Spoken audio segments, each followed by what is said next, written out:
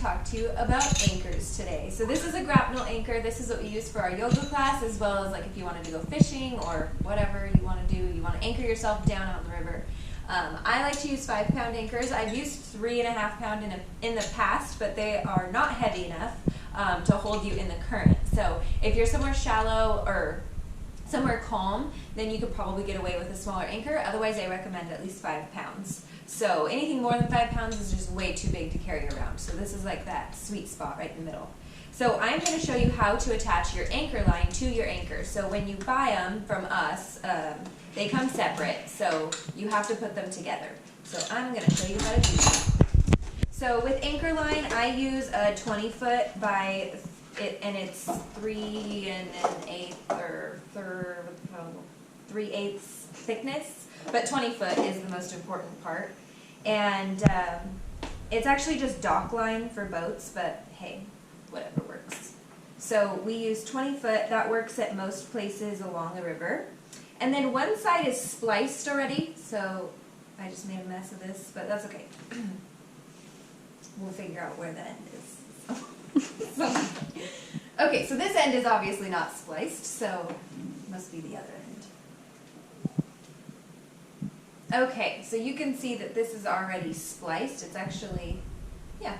So it kind of just gets braided together. So you already have a loop on this side, you're good to go. So we're going to attach the spliced side to the anchor itself. So at the top of the anchor, you have a little loop here, and then there's a screw. So we're going to undo this screw. Might be kind of tight, you might need some pliers to get it undone. And then you're going to hook the loop around the loop on the anchor, like so. And then you're going to put it back onto the anchor. And we're just going to thread this through. And I am definitely not strong enough to make sure that this is tight. So I'm going to use pliers or some other tool, or use my husband to make sure that it is not going to come off. Because if you don't get it tight enough, you may lose your anchor to the bottom of the river. Okay, so now this side is nice and perfect. And the other side, we need to learn how to tie knots. So we're going to go back to the other side. And I like to make a big loop just like this. And I don't know what loops are called. I was not in the Girl Scouts or the Boy Scouts. But I take it around my hand and through.